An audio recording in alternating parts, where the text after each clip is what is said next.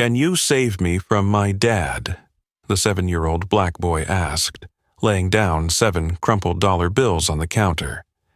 In an instant, the iron horse bar went silent, as if someone had pulled the plug.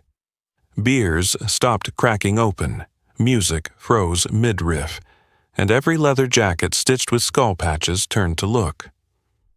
Richard Hale, the chapter's president, stepped out of the yellow light, crouching to meet the boy's eyes. "What's your name?" The boy swallowed. "Malik." Richard slowly turned Malik's wrist.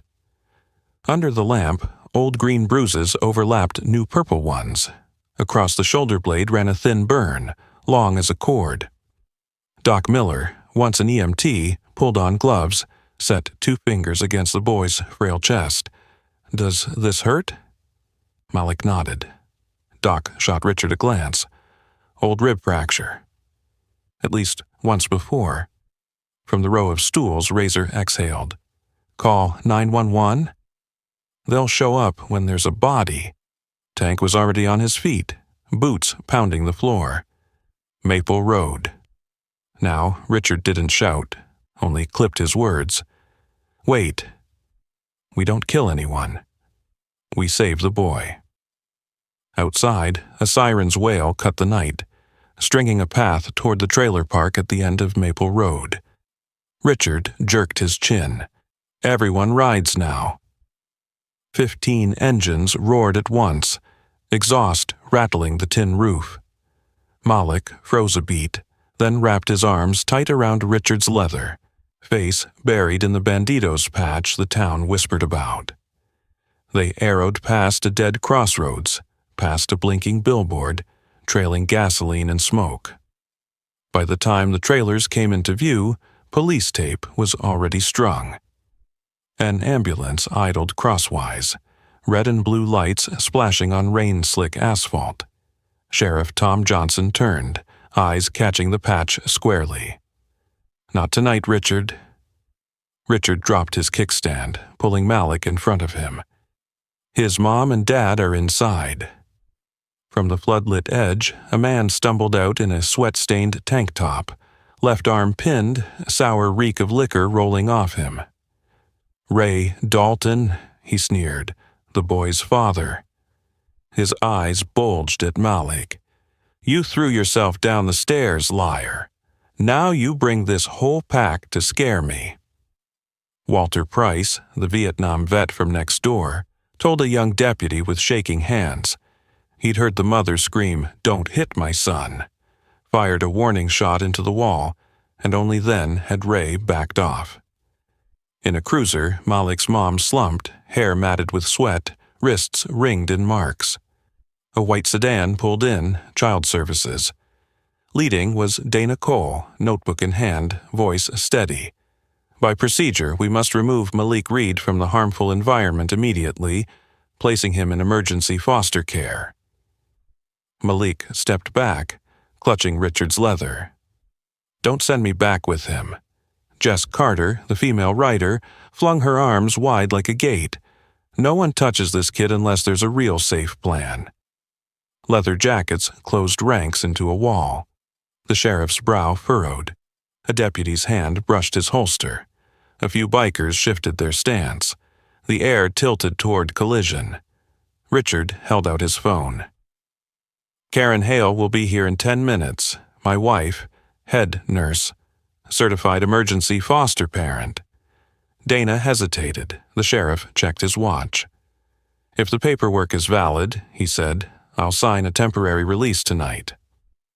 Right on cue, Karen arrived, hair tied high, badge gleaming. She knelt to Malik, smile warm from training. "Tonight you'll come with me. Sleep in a bed with clean sheets, a teddy bear, and a rocket ship nightlight. Okay?" Malik looked at Richard.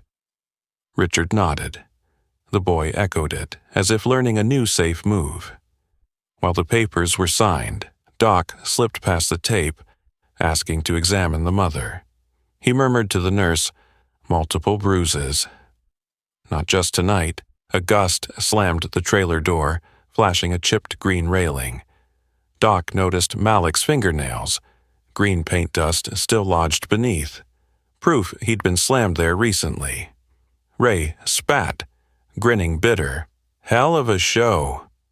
Who are you to tell me how to raise my son? Richard didn't answer. He only tugged his vest aside, showing a cheap body cam clipped underneath, the kind he always wore when his gut warned trouble. The temporary file was sealed. Karen carried Malik to the car. The boy glanced back at the yellow tape, at Ray's hulking shadow, at Walter Price steadying on his cane by the fence. The old vet nodded, as if vowing something without words. Malik climbed into the back seat, clutching the teddy bear Karen handed him. Before the door shut, he gave Richard a battered phone wrapped in clear tape. My real dad gave me this, said, when bad things happen, record it. Richard slipped it into his inner pocket like a contract. He looked at the sheriff. Tonight we keep the peace. Tomorrow we deal with the rest. The bikes thinned into pairs, parked quiet at the edge of the lot. No bluster, no threats, just shadows that drew themselves. When Dana closed her notebook, she caught Richard's small nod. Tomorrow, he said, we sit down together. We've got this. He tapped his pocket, and we've got Doc. We'll find a way to do it legal and safe. Dana shut her eyes a beat, exhaling. Night dropped heavy over Maple Road, wind snapping the yellow tape. Far off, the Iron Horse sign blinked once, then went dark. Everything, for a moment, stilled, like the pause before a second storm. The next morning, Karen set a bowl of oatmeal in front of Malik, adding a drop of honey. Try it, sweetheart. The boy lifted the spoon, then suddenly remembered something. He looked up. Do you know my blood type? Karen was a little surprised, then smiled. Yesterday, I saw it on the old hospital band you kept in your pocket. Oh, dash. Why do you ask? Malik bit his lip. He always said he was AB+ like me, but I think... His voice thinned on the word like. Karen laid her hand on the table. Don't worry. The truth can be checked. She texted Richard. Bring the device. Open the files. Meet at Iron Horse, 10 a.m. In daylight, Iron Horse looked like a makeshift hall, sunbeams cutting through, outlining dust in the air. Richard set the old phone on the table, hooked it to a laptop. Doc stood nearby, hands still faint with antiseptic. Sheriff Johnson arrived right on time, Dana Cole at his side. The screen lit up with layered recordings, the counter stopping at 11. Ray Dalton's voice seeped through the speaker. Every 6 months the money comes. Don't let him get checked too much. His mom. Don't worry, I handled the papers. Another clip carried Malik's choked sob, the whip crack of something slicing the air, then Ray's growl. You want food, shut up. Dana shut her eyes, fingers gripping her pen. The sheriff looked straight at Richard. I need a search warrant. Grounds. Audio evidence. Multiple age injuries. Possible welfare fraud. The warrant was signed swiftly. Officers and the forensic team followed the sheriff to Ray's trailer.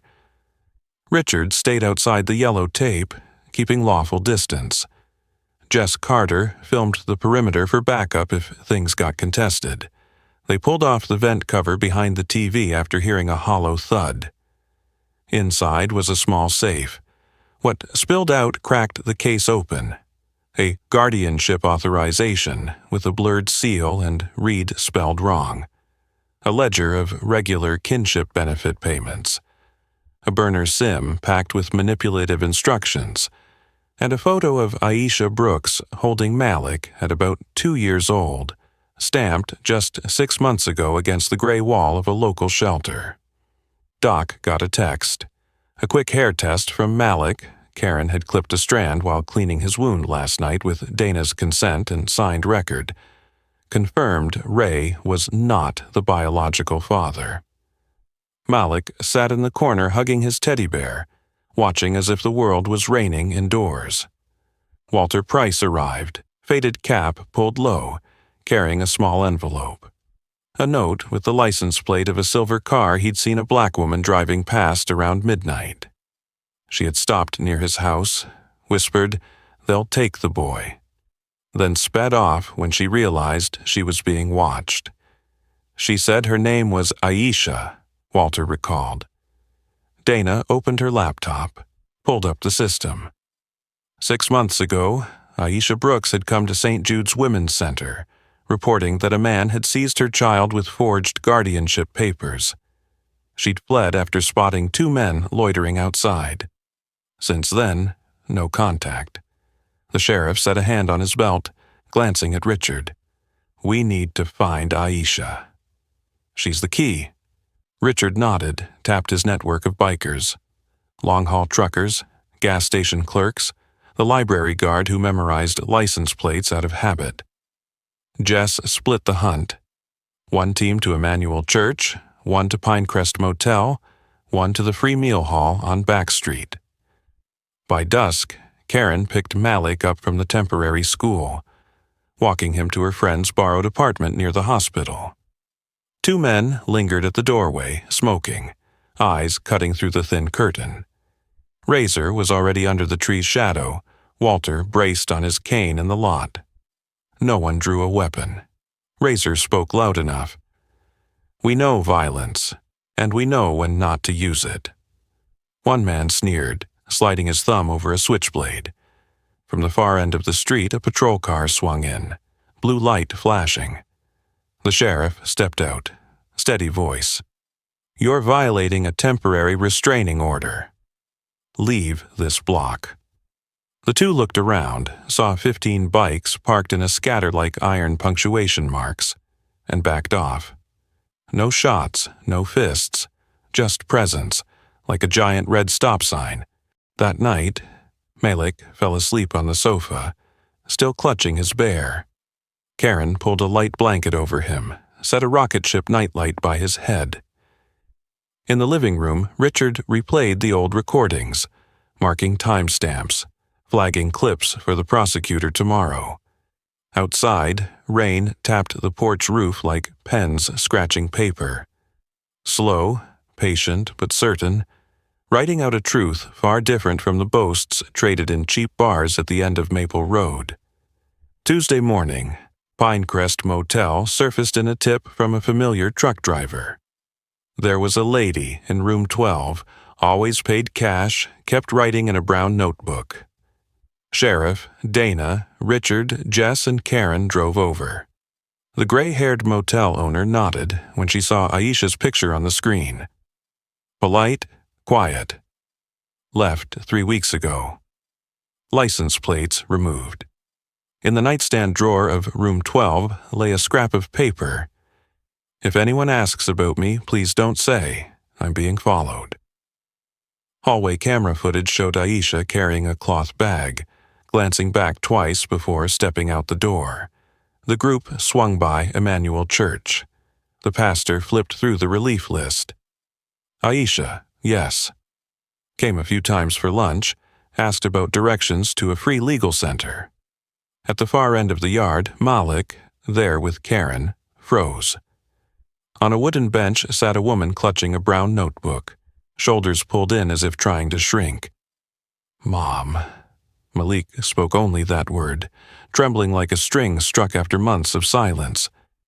Aisha Brooks jerked her head up, eyes wide, then wrapped her son so tight it stole her breath. Her first move was to look around. "Are they here?" Karen lifted her badge, voice steady. "We're with the police. No one touches you or your son again." Aisha opened the brown notebook. Inside were logs of being followed, photos of papers Ray had filed at the post office, notes, tall man, anchor tattoo, cheap cigarette smell, maps of places to avoid. Dana's hand shook as she accepted it, pulling a pocket scanner from her bag. The sheriff radioed. "Send the forensics unit here." Malik babbled into his mother's arms, slipping his hand under her blouse to find a heartbeat. Karen whispered, We'll need a test for legal proof. Aisha nodded, plucked a strand of hair from behind her ear, laid it on a blank sheet. The rapid test confirmed what everyone already knew in their gut. Aisha was Malik's biological mother. As paperwork wrapped up, Richard took a call. Tank, guarding the temporary safe house, reported 2 men circling the Greyhound Motel where Dana had arranged a free night. "Watch only, don't engage," Richard said. He, Jess, and the sheriff sped over. The motel hallway reeked of damp carpet and cheap deodorizer. A weary security camera drooped from the ceiling. Jess stood at the door, hands relaxed, empty of anything alarming. At the far end, Richard leaned on the wall, neon light striping the Banditos patch on his back. 2 men appeared from the stairwell, caps pulled low, shoulders broad and heavy. "You think leather vests scare us?" One spat. Richard tilted his head toward the camera above. "We're here to be recorded." Police are watching live. Sheriff Johnson stepped out from the next room like onto a rehearsed stage. "You're in violation of a restraining order," he said, voice even. The other man flicked open a switchblade. Walter Price, invited as a witness, calmly raised his hand. "I once fired into a wall to save a mother. Don't make me pick a higher target." The two looked at each other, saw the survival odds in the eyes of a war veteran. The knife folded. Handcuffs clicked shut without a single shout. That night, Aisha and Malik slept in a room with the hum of an old air conditioner. Richard returned to the bar, pulled out an old glass frame from storage, and cleaned the dust. The 7 crumpled dollars Malik had laid on the counter that night were pressed flat between 2 panes of acrylic. He wrote a small caption, "Down payment of trust." Jess taped a strip of white on the wall to mark its place. Anyone who saw that frame understood Maple Road wasn't an exaggerated tale. It was the night a child hired the town's most feared men to do the least dangerous thing, to stand guard. The following week was paperwork, a slow weapon, but one that always reaches its target if someone pushes patiently enough. The prosecutor added charges: child abduction, forged guardianship authorization, kinship benefit fraud, child abuse, witness intimidation. Ray Dalton was transferred to jail. His public defender only managed to whisper, "Don't say another word," before the cameras. On the evening news, the anchor added a bitter note. Ray, youth club volunteer. That surface of decency was as thin as the varnish on a trailer table. Dana Cole walked Aisha through the steps. Confirming the birth certificate, applying for a long-term protection order, registering for housing support. Karen stood by her side, using the calm language of nursing. Every step a checklist, every checklist a ticked box. Malik started school again in a nearby class. He wore the cloth cap Richard had given him, brushing the brim each time he heard the school gate creak. Walter Price installed a motion light under Aisha's porch, swapped her locks for a kind no one expected an old man to know. The bikers became babysitters for the first time. School runs, assembling bookshelves, fitting doorstops, wiring alarms. "This is tougher than bare knuckle," Razor grumbled, but he smiled. One afternoon, Richard took Malik to the prosecutor's office to hand over the old phone. The boy hesitated. "I don't want to keep it anymore. I want it to be evidence, not a memory." The young prosecutor received it, nodding with a small respect for a child who knew how to name a thing correctly. As they walked out, sunlight cut across the steps, glinting off the white caption in Richard's mind, the framed $7, down payment of trust. He understood why it had to hang perfectly straight, not crooked by half an inch. News came that the 2 men arrested at the Greyhound Motel were indicted on lesser charges: restraining order violation, possession of a knife. One admitted he had been paid cash by Ray to watch in case Aisha returned. The sheriff said flatly in the record, "You stand at a line. One side is prison, the other side is life. I'll give you one chance through your lawyer. Plead guilty." The man nodded, avoiding the camera. No one needed a fresh roar of exhaust pipes to understand the price of touching a child backed by 15 motorcycles. On Thursday night, the bar gathered as usual. Jess finished hanging the $7 frame, stepped back. Razor joked, "You hung it too high, the kids can't reach." Richard answered, "It's not for reaching. It's for seeing Sheriff Johnson dropped by quietly, setting a box of his wife's cookies on the counter." No one mentioned Maple Road. They talked about football, a car that needed new spark plugs, the neighbor's dog having puppies.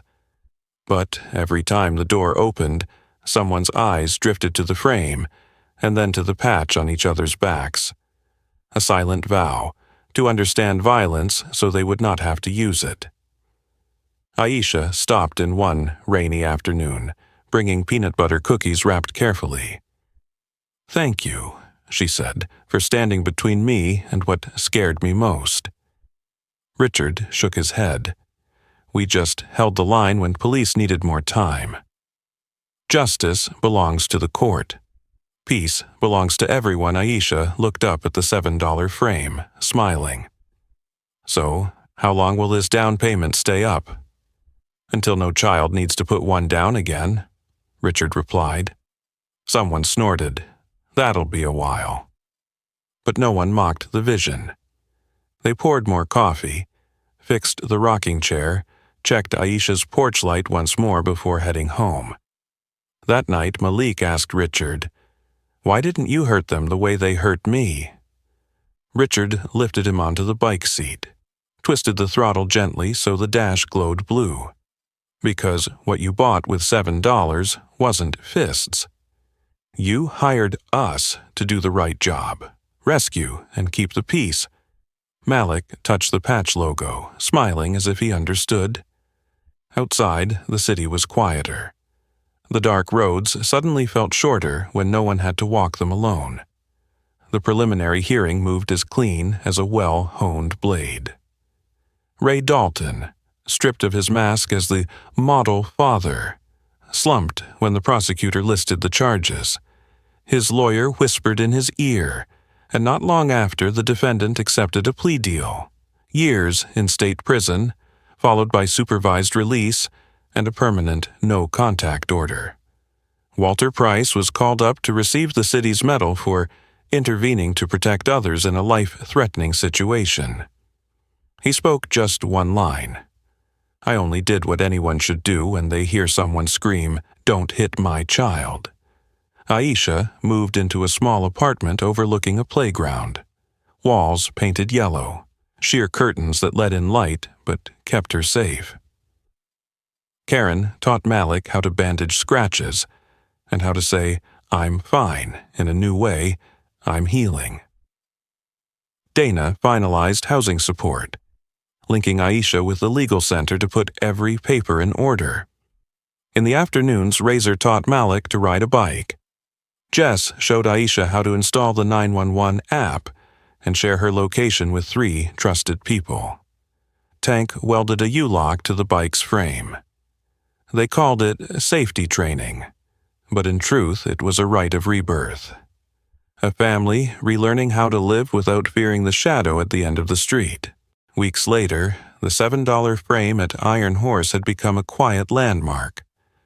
Drunks dropped by less often. Passers-by made a point of looking. Richard told the story again and again. A child walked into a bar, laid down a down payment of trust, and a group of men the world had branded as demons chose not to become the monster that boy feared. Each time he trimmed the words shorter, letting listeners fill in the rest with their own conscience. Sheriff Johnson, asked on local radio, said something memorable. "Sometimes law enforcement needs a soft wall to buy time." That night on Maple Road, the wall was 15 leather jackets standing in the right place at the right time. Malik Reed grew up with two memories side by side: the sour smell of liquor and the smell of motor oil, the sound of shouting and the rumble of pipes. A door kicked in and an arm over his shoulder when he first stepped into the bar. He no longer kept the old phone. It sat in the court's evidence room like a mile marker of the road behind him. He kept the cloth cap and the habit of tapping twice on the Bandidos patch on Richard's back whenever he said goodbye. Aisha kept another habit: a note on the fridge with 3 names she could call any time: Karen, Richard, Jess. Beneath it, a line Malik had written carefully: "Family is not only blood." One Sunday afternoon, Malik pedaled to Iron Horse earlier than usual. The bar was still quiet. Sunlight stretched long across the wooden floor. "I just signed up for the science club," he announced, eyes bright as a newly lit bulb. "I want to make an alarm system for Mom's house." Richard scratched his chin. "Better get Walter to show you some tricks." Walter appeared from the back door as if his name had summoned him anywhere work was needed. He showed Malik how to wire a simple circuit, hide the cords, and set a little chime on the window latch. "Not too loud," he chuckled, "so your mom can still nap." At the next table, Jess circled a date on her calendar. "Thursday, we'll put in a porch light for the old lady down the block. Then we'll head over for Aisha's cookies." The news of Maple Road slowly sank under other headlines. People turned to weekend markets, electric bills, football games, leaky roofs. Yet each night, when someone heard shouting behind a thin wall, anonymous 911 calls rose slightly. Somewhere, a child learned to press record when bad things happened. Somewhere, a mother wrote her destination and departure time on a slip of paper tucked under her shoe. Somewhere, motorcycles rumbled awake, not to flex muscle but to stand guard on a corner long enough for police to arrive so justice could find a way through. At night, Iron Horse closed. Richard switched off the lights one by one. He paused before the $7 frame, adjusting its angle without thinking. "How long before we take it down?" Karen asked, leaning against the doorway. Richard thought for a while. "Until no child ever has to put one down again." Karen shrugged, smiling. "Then we'll keep it clean." They laughed softly, then fell quiet. Outside, the night wind swept along Maple Road, carrying the smell of wet grass. In the hush, one could almost hear the faint echo of exhaust pipes. Not a threat, but a promise, to understand violence so as to know exactly when not to use it. And if another child ever opened the door and placed 7 crumpled bills on the counter, the men with the patches would rise again, walk beside the law, and choose rescue over fists. One more time. The night of Maple Road closed with a glass frame at Iron Horse. $7, a child's down payment of trust, and a crew of bikers who chose to stand guard instead of throwing punches. Malik went home with his mother, and we are left with the reminder: family is not only blood. Sometimes it's the most dangerous men who know exactly when not to use violence. What do you think strength really is? Throwing a fist? Or knowing when to stop and why? Share your thoughts in the comments. If this story touched you, hit like, share the video with friends, and subscribe to the channel. Turn on the bell so you won't miss the next stories.